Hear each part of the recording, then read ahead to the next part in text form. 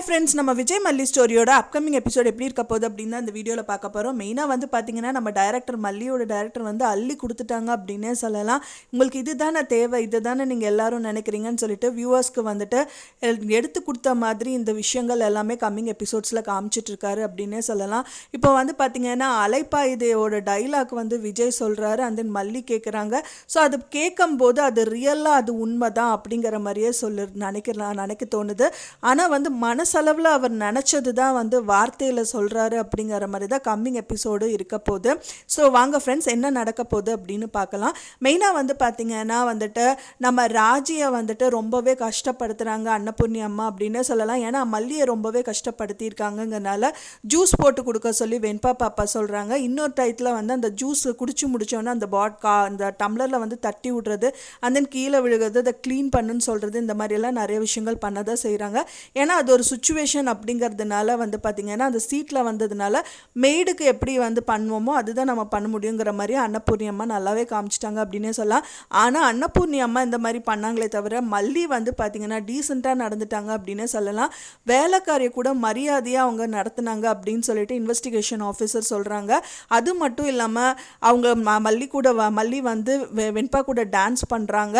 So அதெல்லாம் வந்து போன எபிசோடில் காமிச்சாங்க. டான்ஸ் பண்ணுறதுக்கு சீட் எடுத்து போடுறது, அண்ட் தென் வெண்பா வந்து மல்லி கூட டான்ஸ் பண்ணுறது, அதுக்குள்ளே அவங்க டாடா பிடிச்சி இழுக்கிறது.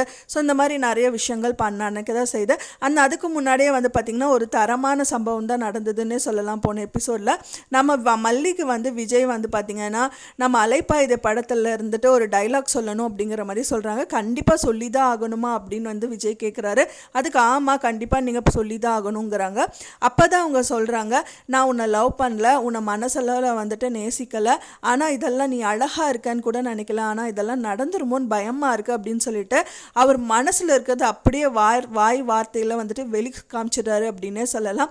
ஆனால் அதுலன்னே நல்லாவே தெரியுது அவர் ஏதோ அவங்க அக்காவுக்கு பயந்து தான் இந்த விஷயங்கள் எல்லாமே மறைச்சிட்ருக்காரு அப்படிங்கிறது அவங்க மூஞ்சிலேயே தெரியுது அப்படின்னே சொல்லலாம். இன்வெஸ்டிகேஷன் ஆஃபீஸர் வந்து என்ன சொல்கிறாங்கன்னா, இந்த கேமில் யார் ஃபைனலாக ஜெயிச்சாங்க அப்படின்னு சொல்லிடுறாங்க.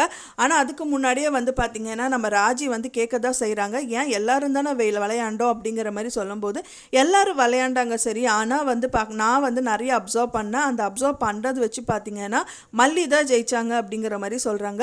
மல்லியை வந்து ஸ்பெசிஃபிக்காக எதுக்காக சொல்கிறாங்க அப்படின்னா வெண்பா கூட நல்லா டான்ஸ் பண்ணது, அவங்க ஹஸ்பண்ட் கிட்ட வந்துட்டு நார்மலாக பேசுறது, ரொமான்ஸை காமிக்கிறது, அந்த வீட்டு அளவில் நிறைய விஷயங்கள் வந்துட்டு அதாவது வேலைக்காரின் கூட பார்க்காம பணிவாக நடந்துக்கிறது. ஸோ இந்த மாதிரி விஷயங்கள் எல்லாம் பார்த்து தான் அவங்க தான் ஜெயிச்சாங்க அப்படின்னு சொல்லிடுறாங்க.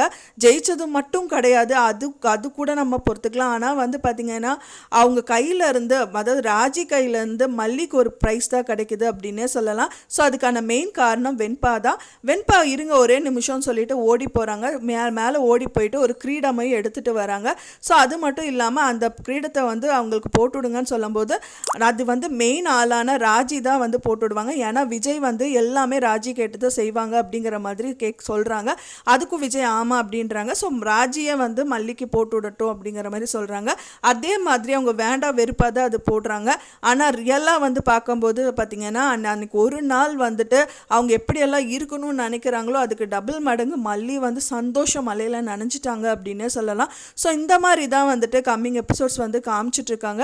ஸோ இந்த மாதிரியே நல்லாமே நடந்தால் நல்லாயிருக்கும் அப்படின்னு தான் எதிர்பார்க்கப்படுது. அது மட்டும் இல்லாமல் வந்து டாடா கிட்ட போய் நம்ம வெண்பா பாப்பா எங்கேயாவது அவுட்டிங் போகலாம் அப்படிங்கிற மாதிரி கேட்குறாங்க. அதுக்கு போகலான்னு சொல்கிறாங்க.